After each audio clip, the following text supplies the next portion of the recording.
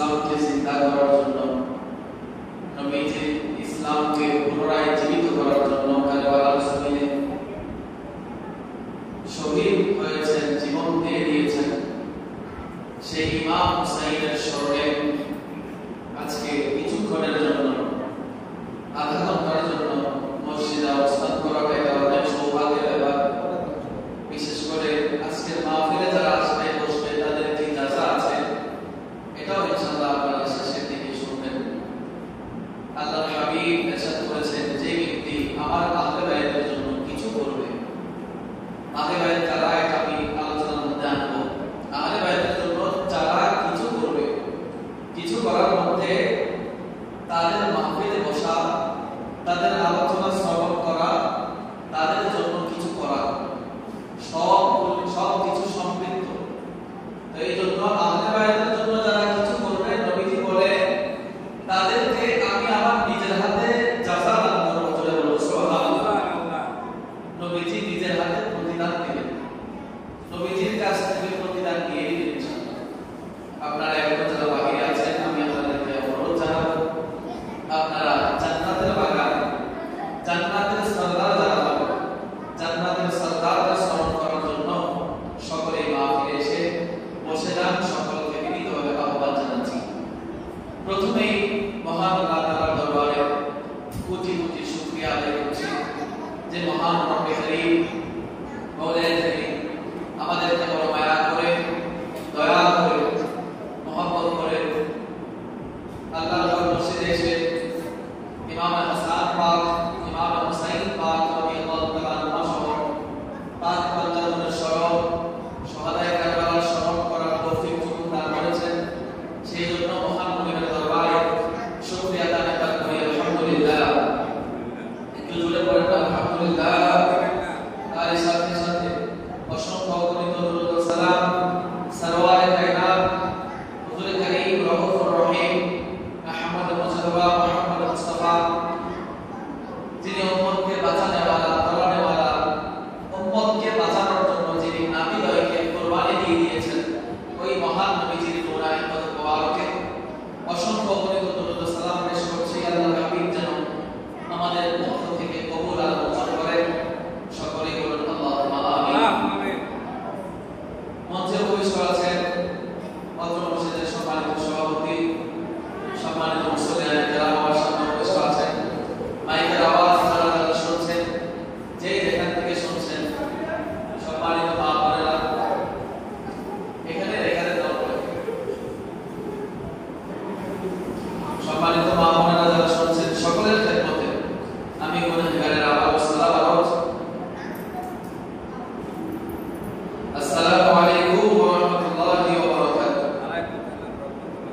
আল্লাহ রাব্বুল আলামিন আমাদেরকে ধৈর্য সহকারে কিছুক্ষণ সময়, এশারের আযান বাজবার নামিছে আর 45 মিনিট বাকি নাই, কিছুক্ষণ সময়ের জন্য আপনারা একটু ধৈর্য সহকারে বসবেন। যারা বাহিরে আছেন আপনাদেরকে আমন্ত্রণ জানাচ্ছি, আপনারা চলে আসেন। সম্মানিত হাজিরিন, আজকে মুহররম মাসের 10 তারিখের রাত্রি। এই 10 তারিখের বর্তমান তাৎপর্য আপনারা জুমার দিন গত শুক্রবারে কিছু শুনেছেন। এই জুমার দিন আল্লাহ রাব্বুল আলামিন এই মুহররমের 10 তারিখের কথা আশুরার দিনে আল্লাহ রাব্বুল আলামিন অসংখ্য অগণিত ঘটনা ঘটিয়েছেন। তার মধ্যে সবগুলো ঘটনাই ছিল আনন্দের। প্রত্যেক নবীদের সাথে 10 মুহররম সম্পৃক্ত, আশুরা সম্পৃক্ত, আনন্দের হিসেবে, আনন্দ চিত্তে। বিশেষ করে বাবা আদমের তওবা কবুল হয়েছে, নবীর নৌকা অবতরণ করেছে, ইব্রাহিম নবী আগুন থেকে মুক্তি পেয়েছেন। তারপর ঈসা আলাইহিস সালাম আকাশে উঠায় নেওয়া হয়েছে। এমনিভাবে প্রত্যেক নবীদের ঘটনাগুলি অনেক আনন্দ চিত্তে, অনেক ভালো। প্যারা নবী রাহমাতুল্লাহ আলাইহির নবী ইমাম হাসান, ইমাম হুসাইন রাদিয়াল্লাহু তাআলা আনহুমা, ওনাদের সাথে বিশেষ করে ইমাম হুসাইনের সাথে 61 হিজরিতে কারবালার প্রান্তরে 10 মুহররম তথা আশুরার দিনে যে ঘটনা ঘটেছে, পিছনের সমস্ত আনন্দ ঘন মুহূর্তগুলি, পিছনের সমস্ত আনন্দময় মুহূর্তগুলি, ঘটনাগুলি ভুলিয়ে দিয়েছে এই 10 মুহররমকে আশুরাকে শোকে পরিণত করে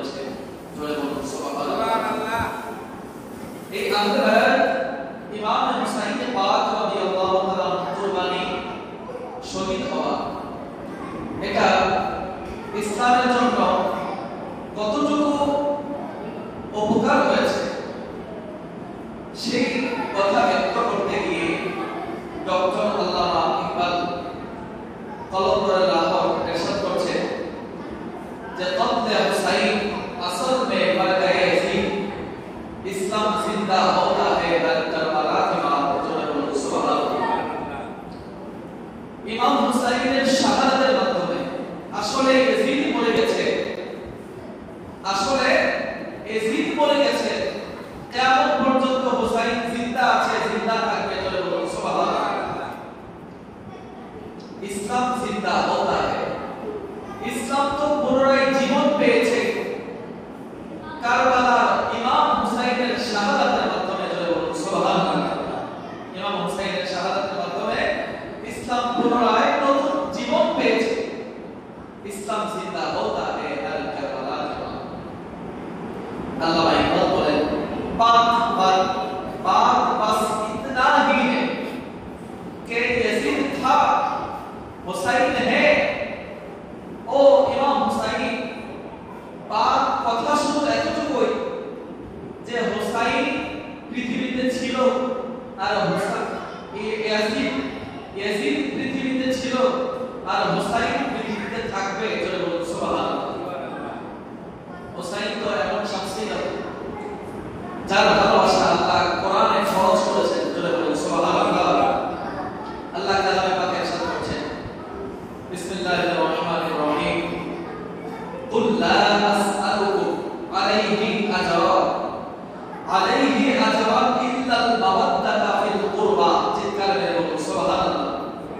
আল্লাহ কালামে পাকে কোরআনুল কারীমে ইরশাদ করছেন সূরাতুশ শুরা 23 নম্বর আয়াত। আল্লাহ কালামে পাকে বলতেছেন ইয়া রাসূলুল্লাহ কুল আপনি বলে দেন লা আসআলুকুম, আমি তোমাদের কাছে কোনো কিছু চাই না। কিসের বিনিময়ে, কিসের জন্য চান না ইয়া রাসূলুল্লাহ? আল্লাহর হাবিবকে আল্লাহ বলে দেওয়ার জন্য বলতেছে ইয়া রাসূলুল্লাহ আপনি আপনার উম্মতদেরকে বলে দেন যে তোমাদের কাছে আমি কোনো কিছু চাই না বিনিময় হিসেবে। কিসের বিনিময়? আল্লাহর হাবিব যে তায়েফের ময়দানে রক্ত ঝরিয়েছেন, উহুদের প্রান্তরে রক্ত ঝরিয়েছেন, ইসলাম প্রচার করতে গিয়ে আল্লাহর হাবিব কত কষ্ট করেছেন। আবু জাহেলরা আল্লাহর হাবিব যখন মক্কায় কাবা শরীফের সামনে সিজদায় যাইত, আবু জাহেলরা নবীর পিঠের উপরে কোঠের নারীগুলি চাপায় দিত। এছাড়াও আরো কত কষ্ট করেছেন নবী ইসলাম প্রচার করার জন্য, ইসলামকে কায়েম করার জন্য, ইসলামকে প্রতিষ্ঠিত করার জন্য। ওই ইসলামের প্রতিষ্ঠিত করার জন্য যে নবী এত কষ্ট করেছেন, আল্লাহ বলতেছে ইয়া রাসূলুল্লাহ এই কষ্টের বিনিময় হিসেবে আপনি আপনার উম্মতের কাছে কিছু চাইবেন না। কুল লা আসআলুকুম, ইয়া রাসূলুল্লাহ বলে দেন তাদের কাছে আপনি কিছু চান না। আজরান ইল্লাল মাওয়াদ্দাতা ফিল কুরবা, শুধু একটা জিনিস চান, আপনার পরিবারবর্গ, আপনার আহলে বায়াত যারা আছে, আপনার ঘরের সদস্য যারা আছে তাদের ভালোবাসা তাদের নিকট চান, বলে বলুন সুবহানাল্লাহ। মাওয়াদ্দাতা তাদের কাছ থেকে তলব করেন, চান মহব্বত ফিল কুরবা, ইয়া রাসূলুল্লাহ আপনার কুরবতে, আপনার পরিবারের, আপনার ফ্যামিলি, আপনার আহলে বায়াতের ভালোবাসা আপনার উম্মতের কাছে চান, আর কোনো বিনিময় চাইেন না, চলে বলুন সুবহানাল্লাহ। সাহাবায়ে কেরাম প্রশ্ন করলেন ইয়া রাসূলুল্লাহ আল্লাহ যাদেরকে ভালোবাসার কথা আমাদেরকে বলেছেন, যাদের ভালোবাসা আমাদের উপর ফরজ করে দিয়েছে, তারা কারা? আপনার কুরবত কারা? আপনার পরিবার কারা? আপনার আহলে বায়াত কারা? নবী রাহমাতুল লিল আলামিন রোজা শরীফে বসে আছেন, এমন সময় গায়ে চাদর দেওয়া, ইয়ামিনী চাদর, বিশাল লম্বা বড় চাদর। এমন সময় ওলা আলী শেখ খোদা আলী রাদিয়াল্লাহু তাআলা তাশরীফ আনলেন নবীর ঘরে। নবী রাহমাতুল লিল আলামিন আলীকে সাথে বসিয়েছেন, চাদর দিয়ে ঢেকে দিয়েছেন, জয় বলুন সুবহানাল্লাহ। নবী রাহমাতুল লিল আলামিনের সামনে কিছুক্ষণের মধ্যে আমাদের সাইয়্যিদা তাহেরা তাইয়্যিবা মা ফাতেমাতুজ জাহরা রাদিয়াল্লাহু তাআলা আনহা তাশরীফ এনেছেন। আমাদের ফাতেমাকে মাওলা আলী পিছনে বসিয়েছেন, চাদর দিয়ে ঢেকে দিয়েছেন, জয় বলুন সুবহানাল্লাহ। তৎক্ষণিক ইমাম হাসান, ইমাম হুসাইন দয়ার নবীজির ঘর মোবারকে তাশরীফ আনলেন, আনার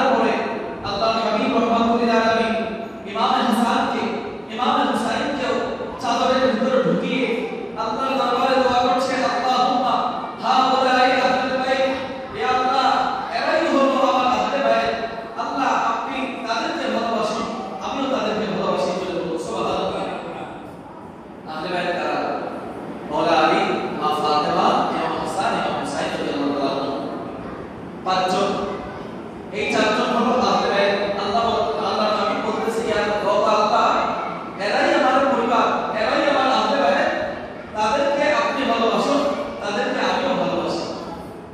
এই ঘটনা দেখে আম্মা জান হযরত উম্মে সালামা নবীজির স্ত্রী উম্মে সালামা রাদিয়াল্লাহু তাআলা আনহা নবীজিকে বলতেছে ইয়া রাসূলুল্লাহ, আপনি এই চাদরের নিচে ইমাম হাসান হুসাইনকে জায়গা দিয়েছেন, মাওলা আলী শেরে খুদাকে জায়গা দিয়েছেন, আম্মা জান ফাতিমাতুজ জাহরাকে জায়গা দিয়েছেন। ইয়া রাসূলুল্লাহ, আপনার কাছে আরজ করছি, আমি উম্মে সালামাকেও এই চাদরের ভিতরে এক লগে করে না, আমাকেও এই চাদরের ভিতরে জায়গা দেন করে বলুন সুবহানাল্লাহ।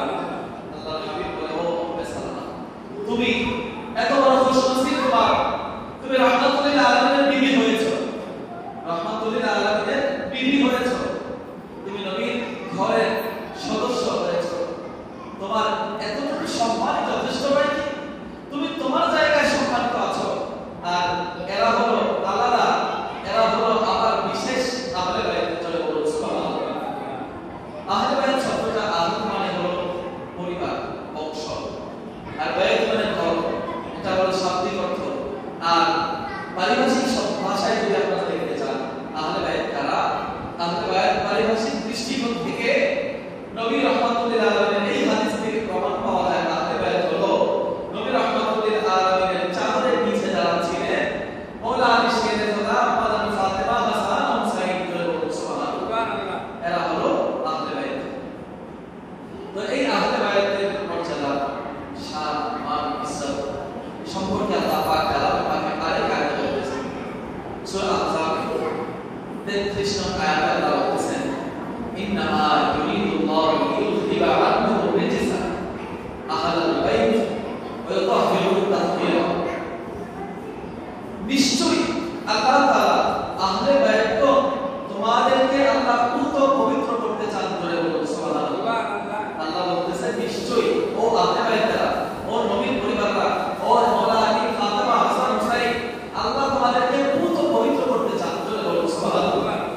তোমাদের থেকে আল্লাহ রিজস, সমস্ত নাপাকি দূর করে দিয়েছেন এবং তোমাদেরকে পবিত্র করার মতো পরিপূর্ণভাবে পবিত্র করতে চান, ধরে বলুন সুবহানাল্লাহ। যাদের পবিত্রতা সার্টিফিকেট আল্লাহ কালামে পাকে কোরআনে আয়াত নাযিলের মাধ্যমে দিয়েছেন, ধরে বলুন সুবহানাল্লাহ। যাদের ভালোবাসা কোরআনের মাধ্যমে সাবিত হলো, তাদেরকে ভালোবাসা আল্লাহর হুকুম অনুযায়ী ফরজ। ইমাম হাসান, ইমাম হুসাইন, মাওলা আলী শেরে খুদা রাদিয়াল্লাহু আনহু, এছাড়াও নবীর বংশ যারা আছে, নবীর ঘরের সদস্য যারা আছে, উম্মাহাতুল মুমিনিন, নবীর স্ত্রীগণ, বিবিগণ, তারপরে হযরত আব্বাস, হযরত হামজা, নবীর চাচা দাদা, তাদেরকেও ভালোবাসা ঈমান দায়িত্ব, ঈমানদারের কর্তব্য। তো শুরুতে আহলে বাইতের 5 সদস্য, পাক পাঞ্জাতন একটা শব্দ আমরা ব্যবহার করে থাকি। পাক মানে পবিত্র, পাঞ্জাতন মানে পাঞ্জাতন, এই শব্দটা ফারসি শব্দ, পাঞ্জা মানে 5, তন মানে শরীর, পাক পাঞ্জাতন মানে পবিত্র 5টি শরীর, বলে বলুন সুবহানাল্লাহ। এই 5 পবিত্র 5 শরীর কারা? ওই যে আল্লাহ কালামে ইরশাদ করেছেন, কোরআনে ইরশাদ করেছেন, ইন্নামা ইউরিদুল্লাহু লিইউযহিবা আনহুম রিজসা আহলাল বাইত ওয়া ইউতাহহিরুহুম তাহহীরা। যে আহলে বাইতকে আল্লাহ পুত পবিত্র করতে চান, ওই আহলে বাইতের সংজ্ঞা আল্লাহর হাবিব হাদিসে দিয়েছেন। নবীজির এই কন্যা ইমাম ফাতিমাতুজ জাহরা, ইমাম হাসান, ইমাম হুসাইন, মাওলা আলী শেরে সহ নবী রাহমাতুল্লাহ, এই 5 জনকে পাক পাঞ্জাতন বলা হয়। নবী, আলী, ফাতেমা, হাসান, হুসাইন, এই 5 জনকে পাকে পাঞ্জাতন বলা হয়। কেন বলা হয়? ওই যে আল্লাহ কালামে পাকে আয়াত নাযিল করেছেন। এই জন্য শুরুতেই আমরা একটু আহলে বাইতের উপরে সালাম পেশ করব। আল্লাহ রাব্বুল আলামিন যেন কবুল আর মঞ্জুর করেন। ইয়া নবী ইয়া রাসূলুল্লাহ সাল্লাল্লাহু, ইয়া নবী ইয়া রাসূলুল্লাহ সাল্লাল্লাহু, ইয়া আলী ওয়া আলী লাখো সালাম, ইয়া আলী ওয়া আলী লাখো সালাম। ও গো মা ফাতেমা লাখো সালাম, ও গো মা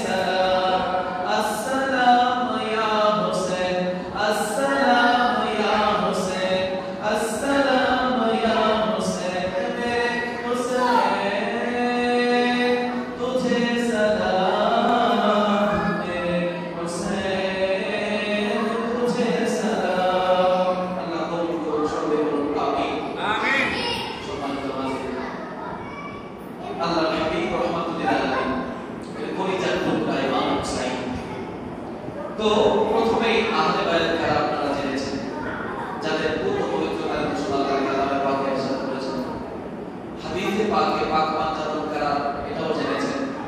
এই পাক পাঞ্জাতন সম্পর্কে আল্লাহ রাব্বুল আলামিনের হাবিব রাহমাতুল লিল আলামিন হাদিসে পাকের মধ্যে ইরশাদ করছেন যে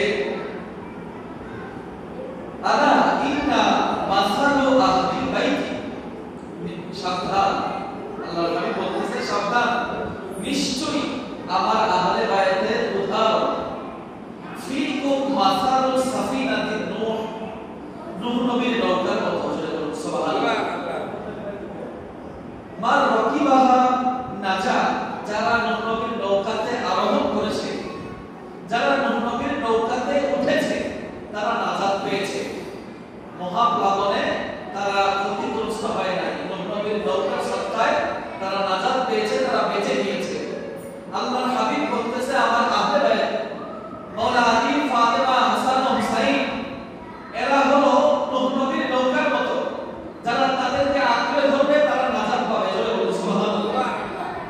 তারপর ওমান তাখাল্লাফা আনহা হালাকা, আল্লাহর হাবিব বলতেছে যারা তাদের থেকে বিমুখ হয়ে যাবে, তাদের থেকে মুখ ফিরিয়ে নেবে, মাওলা আলী থেকে মুখ ফিরিয়ে নেবে, মা ফাতেমার ভালোবাসা থেকে মুখ ফিরিয়ে নেবে, ইমাম হাসান হুসাইনের ভালোবাসা থেকে মুখ ফিরিয়ে নেবে, তারা ধ্বংস হলো। যেমনি করে নূহ নবীর নৌকাতে যারা উঠে নাই তারা যেমনি ভাবে ধ্বংস হয়েছে, হাসান হুসাইন আলী ফাতেমাকে যারা তাদের থেকে মুখ ফিরিয়ে নিয়েছে তারা সেইভাবে ধ্বংস হয়ে যাবে। চিন্তা করে বলুন আলহামদুলিল্লাহ। আল্লাহর হাবিব আহলে বাইতকে সাফিনায়ে নূহ বলেছে, মিসাল দিয়েছে যে আমার আহলে বাইত নূহ নবীর নৌকার মতো, যারা সেটাতে আরোহণ করবে তারা নাজাত পাবে, যারা আরোহণ করবে না তারা ধ্বংস হবে। তো এখন আমাদের সিদ্ধান্ত নিতে হবে যে আমরা কি আহলে বাইতকে আঁকড়ে ধরবো নাকি আহলে বাইত থেকে মুখ ফিরিয়ে নিব।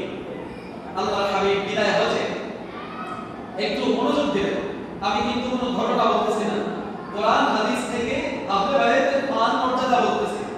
এগুলি একটু ধ্যান ধারণা না দিলে, একটু জ্ঞান না দিলে বুঝে আসবে না। আল্লাহর হাবিব বিদায় হজ থেকে শেষ হজ যেটা আল্লাহর হাবিব জিন্দেগিতে করেছেন, দুনিয়ার হায়াতে বিদায় হজ বলা হয় হজকে। বিদায় হজ থেকে আল্লাহর হাবিব যখন মদিনাতে আসতেছেন, আসার মধ্যে পথিমধ্যে আল্লাহর হাবিব একটা ভাষণ দিয়েছেন গাদির খুব নামে এক জায়গায়, উঁচু এক জায়গা, ওইখানে ইমামে মাওলা আলী শেরে খোদাকে নিয়ে কিছু কিছু লোক কিছু কিছু কথাবার্তা বলতেছে, মাওলা আলী সম্পর্কে বিরূপ মন্তব্য করতেছে। আল্লাহর হাবিব ওই গাদির খুবই উঁচু জায়গায় উঠলেন এবং আলীকে উঠালেন। জোরে বলুন সুবহানাল্লাহ। মাওলা আলীকে উঠিয়ে মাওলা আলীর হাত উঁচু করে ধরে সমস্ত মানুষদেরকে বলতেছে ইয়া আইয়ুহান নাস মান কুনতু মাওলাহু ফাহাদা আলিয়্যুম মাওলা। চিৎকার করে বলুন সুবহানাল্লাহ। ও দুনিয়ার মানুষ শোনো, আমার সাহাবায়ে কেরাম শোনো, আমি নবী যার মাওলা, আমার আলীও তার মাওলা। জোরে বলুন সুবহানাল্লাহ। আল্লাহর হাবিব ওই ভাষণের মধ্যে আরেকটা হাদিস বর্ণনা করেছেন। এই হাদিসটা দুই ভাবে এসেছে, একটা এসেছে বুখারী শরীফে, একটা এসেছে তিরমিজি শরীফে। বুখারী শরীফের যে হাদিসটা তার থেকে বেশি শক্তিশালী তিরমিজি শরীফের হাদিসটা। বুখারী শরীফের হাদিসটা হলো এটা যে আল্লাহর হাবিব ইরশাদ করছেন যে দুনিয়ার মানুষ শোনো, তোমাদের কাছে আমি দুইটা জিনিস রেখে যাচ্ছি, এই দুইটা জিনিস যদি তোমরা আঁকড়ে ধরতে পারো, এই দুইটা জিনিস যদি তোমরা আঁকড়ে ধরে রাখতে পারো, তোমরা পথভ্রষ্ট হবে না, তোমরা সিরাতুল মুস্তাকিমের পথ পেয়ে যাবে। সুবহানাল্লাহ। একটা হলো আল্লাহর কালাম আর একটা হলো নবীজির সুন্নাহ। এটা হলো বুখারী শরীফের হাদিস। তিরমিজি শরীফের যে হাদিস, এটা বুখারী শরীফের হাদিস থেকে শক্তিশালী হাদিস, রাওয়ায়াতের দিক থেকে, রামের দিক থেকে। তিরমিজি শরীফের হাদিসটা ওই যে গাদির খুবই বিদায় হজ থেকে আসার পথে আল্লাহর হাবিব ওই উঁচু জায়গায় ভাষণের মধ্যে বলতেছে, ও দুনিয়ার মানুষেরা শোনো, আমার সাহাবায়ে কেরাম শোনো, তোমাদের মাঝে আমি দুইটা জিনিস রেখে যাচ্ছি, এই দুইটা জিনিস যদি তোমরা আঁকড়ে ধরতে পারো তাহলে তোমরা কোনদিন পথভ্রষ্ট হবে না। তোমরা যদি সিরাতে মুস্তাকিমে চলতে চাও, তোমরা যদি আল্লাহর সহজ সরল সঠিক পথে থাকতে চাও, এই দুইটা জিনিসকে আঁকড়ে ধরবা। একটা হলো আল্লাহর কালাম আর একটা হলো ইত্তিরাতি আহলুল বাইতি এবং আমার আহলে বাইতের অনুসরণ অনুকরণ। জোরে বলুন সুবহানাল্লাহ। আর জোরে বলুন সুবহানাল্লাহ। আহলাল বাইতি এবং আমার আহলে বাইতের অনুসরণ। তোমরা যদি আল্লাহর কালাম এবং আমার আহলে বাইতকে আঁকড়ে ধরতে পারো তাহলে তোমরা কোনদিন পথভ্রষ্ট হবে না। সেই সামনে দিকে আসে নাই। আল্লাহ রাব্বুল আলামিন হাদিসে পাকের মধ্যে আল্লাহর হাবিব রাহমাতুল লিল আলামিন ইরশাদ করেছেন, দুইটা জিনিসকে আঁকড়ে ধরতে পারলে নাজাত পথ সুপথ পেয়ে যাবে। আর এই দুই জিনিস থেকে বিমুখ হয়ে গেলে বিপদে চলে যেতে হবে, পথ নষ্ট হয়ে যেতে হবে। আল্লাহর হাবিব হাদিসে পাকের মধ্যে ইরশাদ করেছেন, তোমরা তোমাদের সন্তানদেরকে, ছোট ছোট বাচ্চাদেরকে তিনটা জিনিস শিক্ষা দাও। জয় বলুন সুবহানাল্লাহ। তিনটা জিনিসের মধ্যে আল্লাহর হাবিব ইরশাদ করছেন, এক নম্বরে তোমাদের ছোট ছোট সন্তানদেরকে আমি নবীর মহব্বত শিক্ষা দাও। জয় বলুন সুবহানাল্লাহ। আমি নবীর মহব্বত শিক্ষা দাও।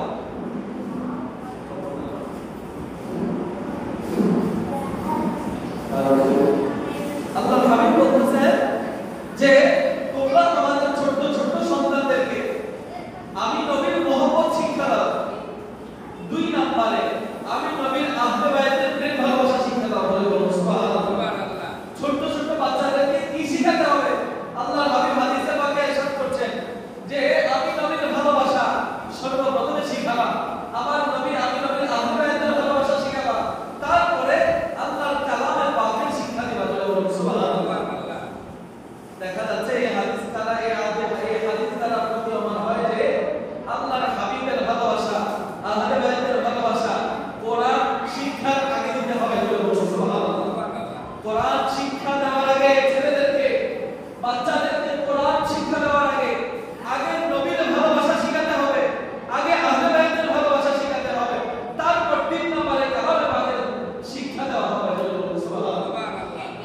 আল্লাহর হাবিব ইরশাদ করেছেন আহলে বাইত সম্পর্কে, এই আহলে বাইতের সদস্য অন্যতম সদস্য মাওলা আলী শেখ গোলাম। এই মাওলা আলী সম্পর্কে আল্লাহর হাবিব বলেছেন, মান কুনতু মাওলা ফাহাদা আলীউল মাওলা। আমি নবীর মাওলা, আমার আলীও তার মাওলা। যেই কারণে আমরা আলী রাদিয়াল্লাহু তাআলা নামের একটা মাওলা ব্যবহার করি। সুবহানাল্লাহ। হযরত আবু বকর সিদ্দিকের নামে লাগে আমরা হযরত ব্যবহার করি, ওমরের নামে লাগে হযরত, ওসমানের নামে লাগে হযরত, সমস্ত সাহাবায়ে কেরামের নামে লাগে হযরত ব্যবহার করি। কিন্তু মাওলা আলীর নাম আসলে, হযরত আলীর নাম আসলে আমরা হযরত আলী আর বলি না, মাওলা আলী বলি কেন? আল্লাহর হাবিব হাদিসে পাকের মধ্যে ইরশাদ করেছে, মান কুনতু মাওলাহু ফাহাদা আলীউল মাওলা। সুবহানাল্লাহ। নবীর মাওলা আলীও তার মাওলা। যেই আলীকে আল্লাহর হাবিব মাওলা বলে ঘোষণা দিয়েছেন। মাওলা মানে অভিভাবক, বন্ধু, এছাড়া মাওলার অনেক অর্থ আছে। তো এই জন্য আমরা মাওলা আলীকে মাওলা আলী বলে থাকি। দুই নম্বরে আম্মা জান ফাতিমা জাহরা।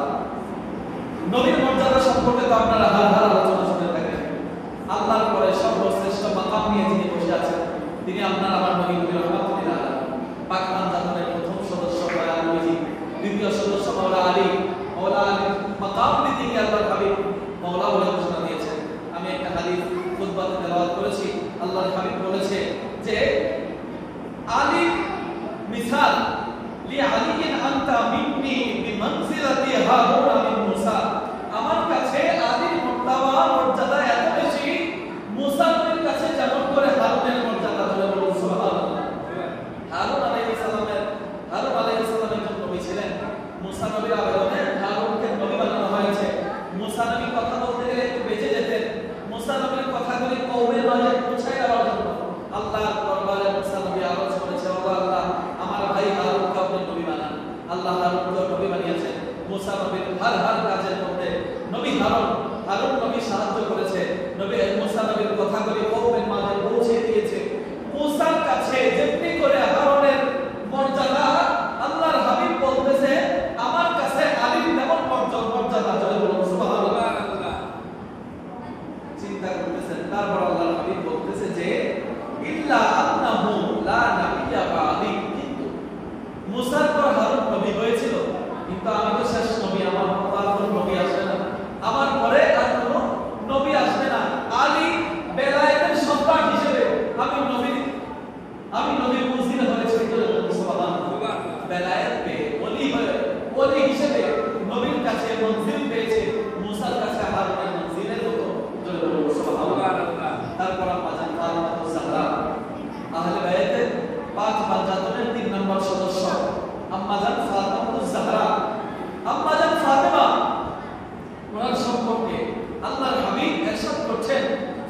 তো সাইয়্যিদাতু নিসাই আহলিল জান্নাহ। জান্নাতের যত রমণী হবে, জান্নাতে যত মহিলা যাবে, সমস্ত মহিলাদের সরদার যিনি হবেন, সমস্ত মহিলাদের নেতৃত্ব যিনি দিবেন, সমস্ত মহিলাদের লিডার যিনি হবেন, তিনি হলো সাইয়্যিদা তাইয়্যিবা তাহেরা আম্মা জান ফাতেমাতুজ জাহরা সুবহানাল্লাহ। আম্মা জান ফাতেমাকে আল্লাহর হাবিব মহিলাদের সরদারিনী বানিয়েছেন জান্নাতে। এই আম্মা জান ফাতেমা কে? আহলে বায়াত। আম্মা জান ফাতেমাকে ভালোবাসা ফরজ। আমরা যেভাবে নামাজ পড়ি, 5 ওয়াক্ত নামাজ আমাদের উপরে ফরজ। মাওলা আলী শেরে খুদার মহব্বত আমাদের ফরজ, আমাদের উপরে। মা ফাতেমার মহব্বত ফরজ, ইমাম হাসান হুসাইনের মহব্বত ফরজ, নবীর মহব্বত তো ফরজই। তো ইমাম হাসান হুসাইনের আম্মা জান ফাতেমাতুজ জাহরা সমস্ত মহিলা রমণীদের জান্নাতীদের সরদারিনী হবে। ওই ফাতেমা রাদিয়াল্লাহু তাআলা আনহা কলিজার টুকরা দুই সন্তান ইমাম হাসান, ইমাম হুসাইন সুবহানাল্লাহ। ওনাদের সম্পর্কে বিশাল আলোচনা, 20 মিনিট 40 মিনিট বলে শেষ করা যাবে না। কোরআন হাদিস থেকে বের হতে পারতেছে না।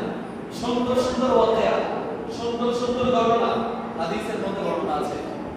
আম্মা জান ফাতেমা, মাওলা আলী সহ হাসান হুসাইনদের নিয়ে ওই দিকে তো যাওয়ার আছে সুযোগই নাই। ইমাম হাসান, ইমাম হুসাইন সম্পর্কে আল্লাহর হাবিব বলতেছেন হাদিসে পাকের মধ্যে, যেই হাদিসগুলো বলতেছে প্রত্যেকটাই সহিহ হাদিস, বেশিরভাগ তিরমিজি শরীফের হাদিস। যদি কারো রেফারেন্স দরকার হয় আমার কাছ থেকে নিয়ে যাবেন। আল্লাহর হাবিব ইরশাদ করছেন, আল হাসান ওয়াল হুসাইন সাইয়্যিদা শাবাবি আহলিল জান্নাহ। হাসান হুসাইন ওনারা জান্নাতে যখন যুবক যাবে, জান্নাতি যারা হবে, পুরুষদের মধ্যে মহিলাদের মধ্যে সবই যুবক যুবতী হয়ে জান্নাতে যাবে। সুবহানাল্লাহ। আল্লাহর হাবিব এক মজলিসে খুব মজা করে একটু বলতেছে যে বুড়া মানুষ জান্নাতে যাবে না। তোরে বলুন না সুবহানাল্লাহ। আল্লাহর হাবিবের সামনে বৃদ্ধ বৃদ্ধ সাহাবীরা বসে আছে, তারা মন খারাপ করে বলতেছে, ইয়া রাসূলুল্লাহ, বৃদ্ধ মানুষ যদি জান্নাতে না যায় আমরা যাবো কই? আমরা কি জাহান্নামে যাব? আল্লাহর হাবিব বলে, ও আমার সাহাবায়ে কেরাম, মন খারাপ করিও না, তোমরাও জান্নাতে যাবা। যখন জান্নাতে যাবা তোমাদের শরীরে এই বৃদ্ধ ভাব থাকবে না, এই বৃদ্ধ বয়স্ক ভাব থাকবে না, বয়সের ছাপ থাকবে না। আল্লাহ যখন তোমাদেরকে জান্নাতে দিবে তখন তোমাদেরকে যুবক বানিয়ে জান্নাতে দিবে। যদি বলুন সুবহানাল্লাহ। জান্নাতে যারা হবে প্রত্যেকেই যুবক হবে। তো আল্লাহর হাবিব বলতেছে, হাসান ও হুসাইন জান্নাতে যত যুবকেরা যাবে সমস্ত যুবকদের সরদার হবে, লিডার হবে, সাইয়্যিদ হবে। চিৎকার মেরে বলুন সুবহানাল্লাহ। জান্নাতটা কি ছোটখাটো নাকি? জান্নাত সম্পর্কে আমাদের ধারণা আছে? জান্নাত কি ছোট না বড়? একটু কথা বলেন। জান্নাত ছোট না বড়? বড়। কেমন বড় জানেন? জান্নাতটা কেমন বড় এটা একটু শুনেন। আল্লাহ রাব্বুল আলামিন জান্নাতের যে গেট বানিয়েছে, দরজা বানিয়েছে, জান্নাতের যে গেট, জান্নাতে মানুষরা যে গেট দিয়ে প্রবেশ করবে, ওই জান্নাতের গেটটা এত বড়, পৃথিবীটাকে, এই পুরো পৃথিবীর মতো 70টা পৃথিবী জান্নাতের গেট দিয়ে একসাথে ঢুকানো যাবে। সুবহানাল্লাহ। পৃথিবী বলেছি, বাংলাদেশ বলে নাই। বাংলাদেশের এরিয়া না, শুধু পুরো পৃথিবীর মতো 70টা পৃথিবী, পুরো পৃথিবীর মতো 70টা পৃথিবী একসাথে জান্নাতের যে গেট, একসাথে গেট দিয়ে ঢুকানো যাবে। জান্নাতের গেট যদি এত বড় হয়, জান্নাত কত বড়? বলুন না সুবহানাল্লাহ।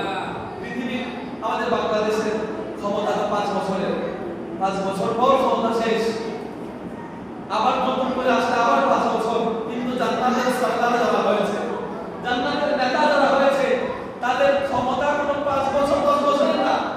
তাদের ক্ষমতা যতদিন আল্লাহ জান্নাত রাখবেন, যতদিন মানুষ তার জান্নাতে থাকবে, ততদিন ইমাম হাসান, ইমাম হুসাইন, মাওলা আলী শেরে খুদা, আম্মা জান ফাতেমাতুজ জাহরা জান্নাতি মানুষদেরকে নেতৃত্ব দিবেন, তাদের লিডার হবেন, তাদের বাদশা হবেন। চিৎকার করে বলুন সুবহানাল্লাহ। জান্নাতে সরদারি কোনো লিমিটেশন নাই যে 5 বছর পর সরদারি বলতে যাবে, 5 বছর পর ক্ষমতা লোক পেয়ে যাবে, এমন কোনো কাজ নাই। যাদেরকে আল্লাহর হাবিব সরদার বানিয়েছেন, জান্নাত যতদিন আল্লাহ রাখবে তারাই সরদার থাকবে। যদি বলুন সুবহানাল্লাহ। ওই জান্নাতের সরদার কে হবে? মা ফাতেমা, ইমাম হাসান, ইমাম হুসাইন আর ওই জান্নাতের মালিককে শুনবেন নি ওই জান্নাতের মালিককে শুনবেন নি কথা বলে নাকি একটু মনোযোগ দেন জান্নাতের মালিককে জানেন নি জান্নাতের মালিক সূরা কাউসার আয়াত নাম্বার 1 আল্লাহ রাব্বুল আলামিন কালামে পাকে ইরশাদ করছেন বিসমিল্লাহির রহমানির রহিম ইন্না আ'তাইনাকাল কাউসার চিৎকার করে বলুন সুবহানাল্লাহ কাউসার শব্দটা আরবি কাসির শব্দের অর্থ বেশি আরবিতে কাসির শব্দের অর্থ বেশি আকসার শব্দের অর্থ অনেক বেশি কাসির থেকে আকসার কাসির মানে বেশি আর আকসার মানে অনেক বেশি আর কাউসার মানে এত বেশি যেটা গণনা করা যায় না বলুন সুবহানাল্লাহ ওই কাউসার আল্লাহ রাব্বুল আলামিন বলতেছে ইন্না নিশ্চয়ই আ'তাইনাকা ইয়া রাসূলুল্লাহ আপনাকে দিয়ে দিয়েছি দান করেছি আল কাউসার কাউসার দান করেছি কাউসার কি এই কাউসারের বর্ণনা করতে গিয়ে মুফাসসিরিনে কেরাম বিভিন্ন ভাবে riwayat করেছেন এই কাউসারের অর্থ করতে গিয়ে মুফাসসিরিনে কেরাম পৃষ্ঠার পর পৃষ্ঠা লিখেছেন নবীজির সিফাত শান শেষ করতে পারে নাই সর্বশেষে ইমামে আলা হযরত কলম ধরে ধরো ইমামে আলা হযরত ইমাম ইশক মুহাব্বত ইমাম আহমদ রাজা খান ফাজিল বরলি রাদিয়াল্লাহু তাআলা আনহু ইরশাদ করছেন খালিকে কুল্লে আপ কো মালিকে কুল বানা দিয়া दोनों जहानात की कब्जाए इख्तियार में या रसूल अल्लाह আল্লাহ খালিক আল্লাহ সৃষ্টিকর্তা হয়ে সমস্ত জাহান সৃষ্টি করেছেন সমস্ত জাহানের ইখতিয়ার সমস্ত জাহানের মালিকানা সমস্ত জাহানের মালিক আপনার হাত মোবারকের কবজার মধ্যে দিয়ে দিয়েছেন বলে বলুন সুবহানাল্লাহ আল্লাহর হাবিবকে আল্লাহ রাব্বুল আলামিন সব দিয়ে দিয়েছেন লা ওয়ারফি লা ওয়ারফি আরশে জিসকো जो मिला उनसे मिला बटती है कौनैन में नियामत रसूलुल्लाह की आला हजरत अली जगह बोलते जे ला ওয়ারফি আরশে জিসকো जो मिला उनसे मिला পৃথিবীর জমিনে যত মানুষ নিয়ামত পাচ্ছে ধন সম্পদ পাচ্ছে এলম পাচ্ছে যা কিছু পাচ্ছে সব কিছু তো আল্লাহর হাবিব থেকে পাচ্ছে আল্লাহ রাব্বুল আলামিন সব কিছুর মালিক তার হাবিবকে বানিয়ে দিয়েছেন আর হাবিবের হাতে বন্টন করার ক্ষমতা দিয়ে দিয়েছেন পৃথিবীর জমিনে যেই উম্মত যেই জায়গা থেকে যেই প্রান্ত থেকে বিভিন্ন নিয়ামত পাচ্ছে সব নবী মুস্তাফা বন্টন করতেছে যেটা বলুন সুবহানাল্লাহ বলবেন হুজুর আপনি কইলে তো মানবো না হাদিস দেন হাদিস বুখারী শরীফের কিতাবুল ইলমের অধ্যায় আল্লাহর হাবিব ইরশাদ করছেন মাই ইউরিদুল্লাহু বিহি খায়রা ইউফাক্কিহু ফিদ-দ্বীন ওয়া ইন্নামা আনা কাসিম আল্লাহু ইউতি চিৎকার করে বলতে হবে সুবহানাল্লাহ একটু জোরে বলেন না সুবহানাল্লাহ বুখারী শরীফের হাদিস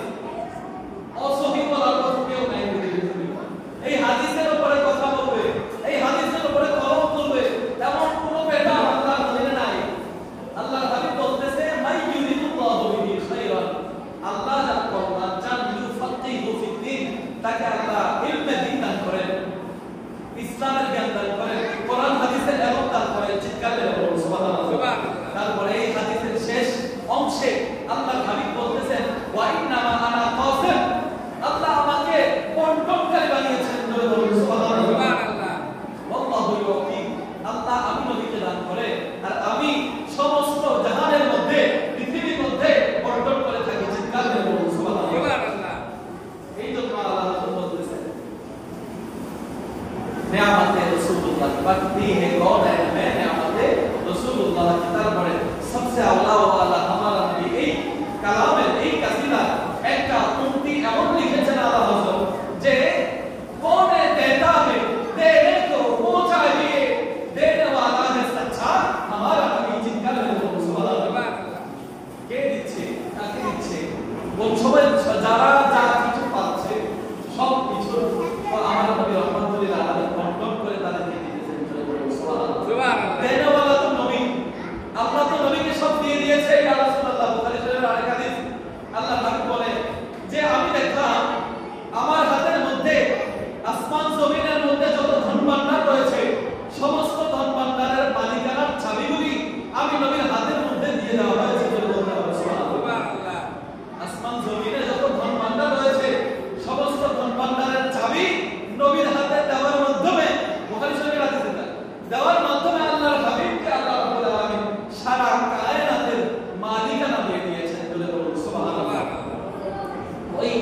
সারা কায়নাত বলতে এখানে কিন্তু জান্নাত বাদ যায় নাই।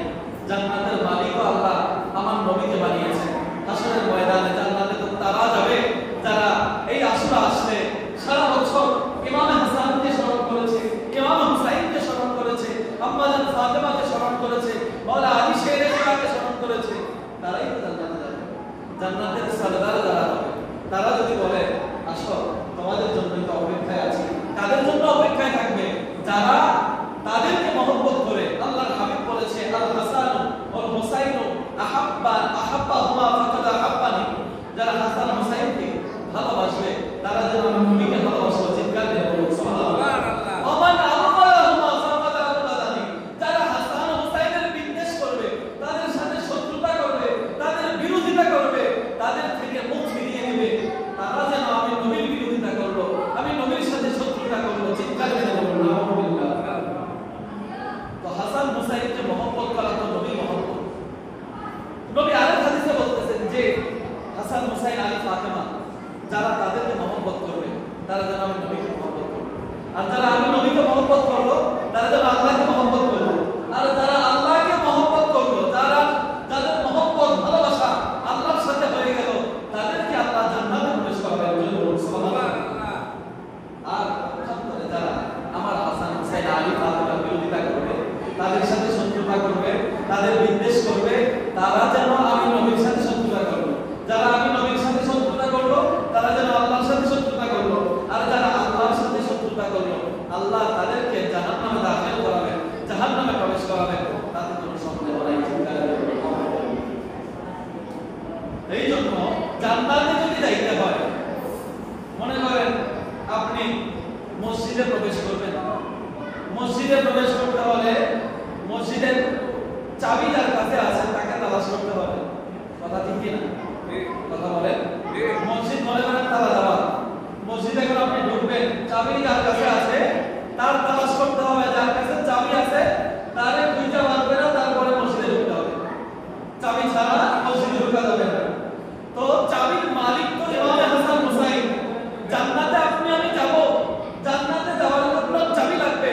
চাবি যাদের হাতে রয়েছে, জান্নাতের চাবি যাদের হাতে দিয়ে দেওয়া হয়েছে তারা তো ইমাম হাসান, ইমাম হুসাইন, মা ফাতেমা, তাদের কাছে যা গেলে তারা যদি জান্নাতে যাওয়ার স্বীকৃতি দেয়, জান্নাতে যাওয়ার জন্য সার্টিফিকেট দেয়, তারপর আপনি আমি জান্নাতে যেতে পারবো। পক্ষান্তরে জান্নাতে যাওয়া সম্ভব না।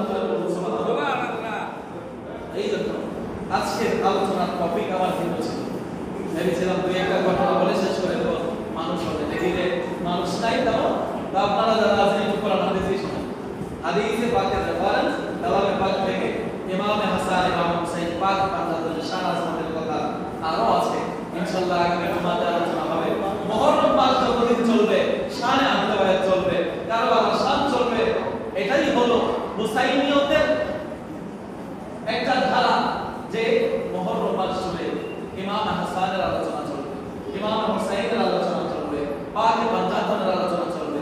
এছাড়া পক্ষান্তরে যারা মুহররম মাস আসলেও নবীর পরিবারের স্মরণ তাদের মুখে আসে না, বিভিন্ন মসজিদ আজকে নীরব, বিভিন্ন মসজিদে আজকে মাইক বন্ধ, বিভিন্ন মসজিদের জুমার মিম্বরে খতিবেরা বিভিন্ন টপিকে আলোচনা করে। মুহররম মাস আসলে ইমাম হাসানের আলোচনা হয় না, ইমাম হুসাইনের আলোচনা হয় না, মাওলা আলী শেরে খোদা, মা ফাতেমাতুজ জাহরার আলোচনা হয় না।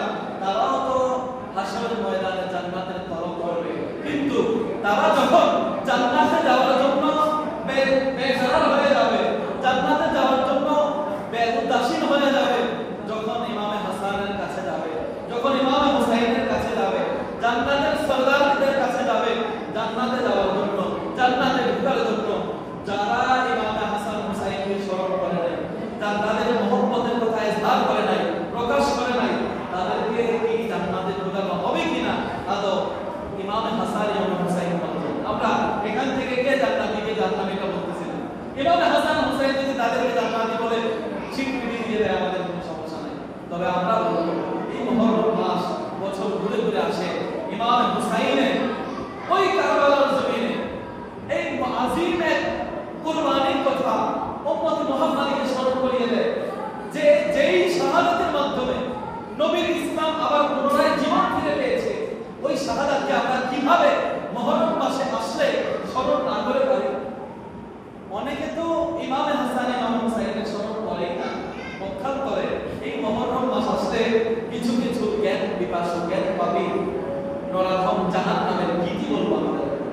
তারা বসে ঘরে বসে বিভিন্ন ওয়াজের মাহফিলে বসে ওই নরাধম পাপিষ্ট কুখ্যাত ইয়াজিদের প্রশংসায় উদ্ভাসিত হয়। চিৎকার করে কোন ইয়াজিদ?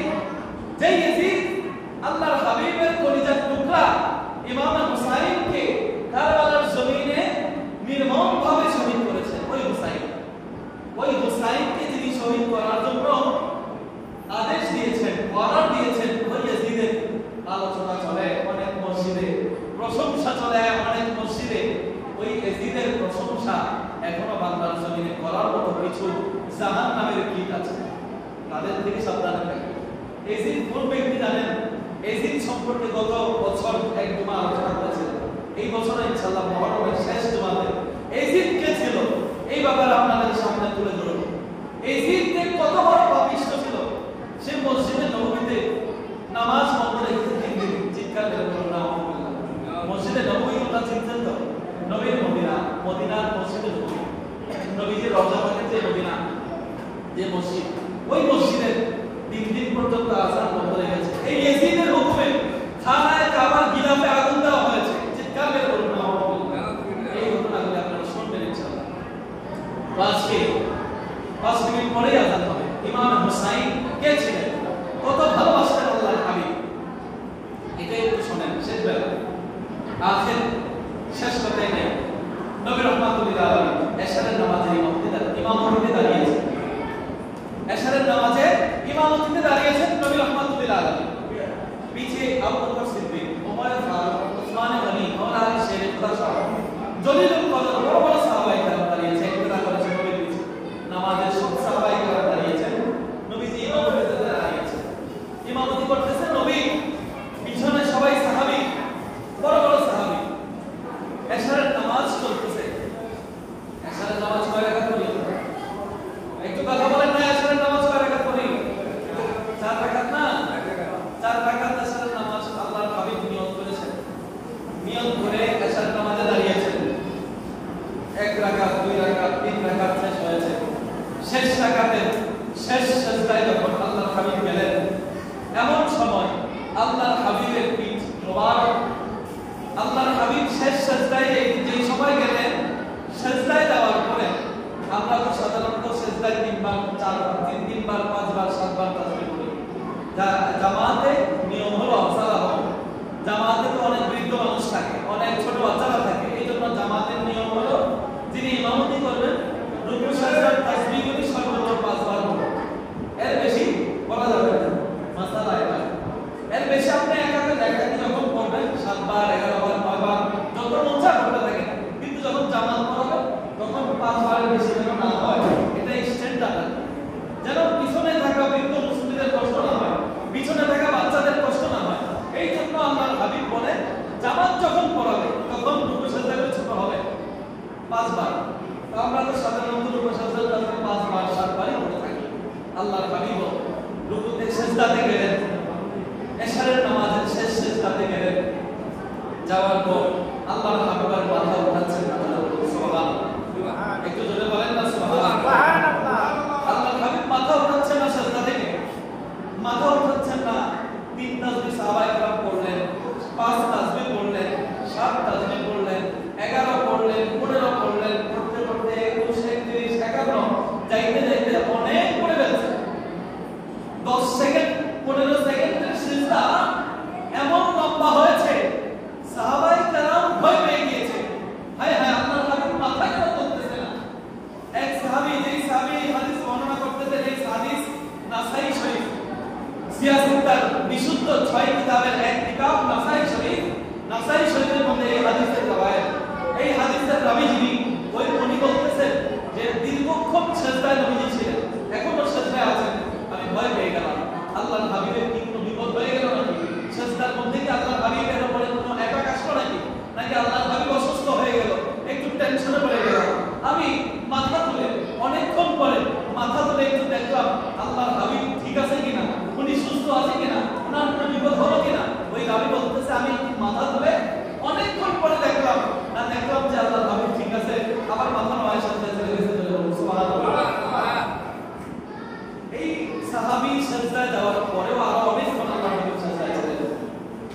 সাজদা থেকে মাথা উঠালেন অনেকক্ষণ পরে নামাজ শেষ করলেন। নামাজ শেষ করার পর সাহাবায়ে কেরামের সাথে বললেন, ইয়া রাসূলুল্লাহ, ইয়া হাবিবাল্লাহ, আপনি তো সচরাচর সাজদা জামাতে নামাজ পড়ানোর সময় এত লম্বা করেন, আজকে এশারের নামাজের ইমামতিতে দাঁড়ালেন, 3 রাকাত স্বাভাবিক নিয়মে চলতো, চতুর্থ রাকাতে কি এমন ঘটে গেল যে শেষ সিজদার মধ্যে আপনি এত লম্বা করেছেন, এত লম্বা করেছেন, আমরা পিছন থেকে ভয় পেয়ে গিয়েছিলাম, ইয়া রাসূলুল্লাহ, আপনার কোনো বিপদ হলো কিনা, আপনার কোনো অসুস্থতা হলো কিনা, আপনি কেন মাথা উঠাইতেছেন না?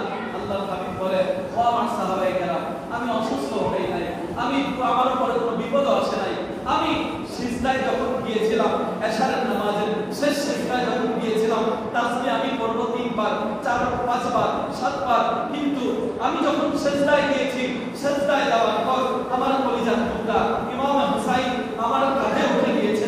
সুবহানাল্লাহ। ইমাম হুসাইন যখন আমার কাঁধে উঠে গিয়েছে, আমার মুসল্লিদের কষ্ট হবে, সিজদা লম্বা করলে 5 বারের বেশি পড়া যাবে না, আমার মুসল্লিদের কষ্ট হবে।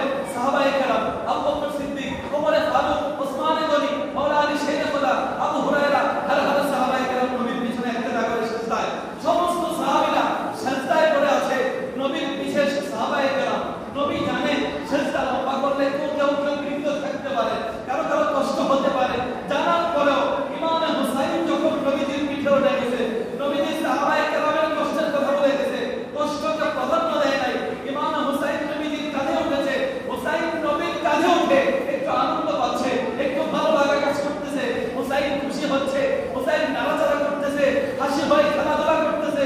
নবীর কাছে সাহাবায়ে কেরামের কষ্টের চেয়ে নবীর কাছে ইমাম হুসাইনের আনন্দটাকে প্রাধান্য দিলেন নবী রাহমাতুল্লিল আলামিন।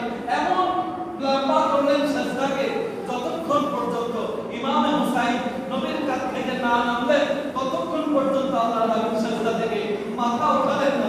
সুবহানাল্লাহ। ওই এতক্ষণ সময় সিজদা লম্বা করেছে। নামাজ আমরা কার জন্য করি বলো? নামাজ কার জন্য? আল্লাহর জন্য না? নামাজ পড়া মুসল্লি আলিল্লাহি তাআলা, লিল্লাহি তাআলা। ও আল্লাহ, আপনার জন্য নামাজে দাঁড়াচ্ছি, নামাজের নিয়ত করছি। আমরা তো নামাজের শুরুতেই এটা বলে দেই, আল্লাহ আপনার জন্য নামাজে দাঁড়াচ্ছি।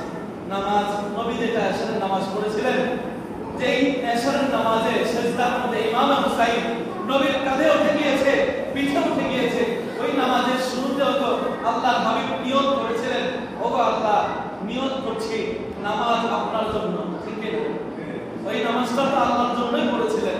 আপনি 5 মিনিট নামাজে থাকেন, 10 মিনিট থাকেন, আধা ঘন্টা থাকেন, 1 ঘন্টা থাকেন, যতক্ষণ নামাজে থাকবেন ওই সময়টা আল্লাহর জন্য, পৃথিবীর কারোর জন্য নয়। কিন্তু ইমাম হুসাইন নবীর কাঁধে যখন উঠে গেছে, নবীর পিঠে যখন উঠে গেছে, নামাজটা ছিল আল্লাহর জন্য। কিন্তু ইমাম হুসাইন যখন নবীর পিঠে উঠে গেছে, আল্লাহর জন্য যেই সিজদা দিয়েছিল, ওই সিজদা লম্বা 5 তাসবিহ পরিমাণ হইতো, 7 তাসবিহ পরিমাণ হইতো। কিন্তু ইমাম হুসাইন যখন নবীর কাঁধে উঠে গিয়েছে, তখন 5 তাসবিহ, 7 তাসবিহ, 9 তাসবিহ গণনা নাই। আল্লাহর হাবিব ইমাম হুসাইনের দিকে রুজু হয়ে গিয়েছে।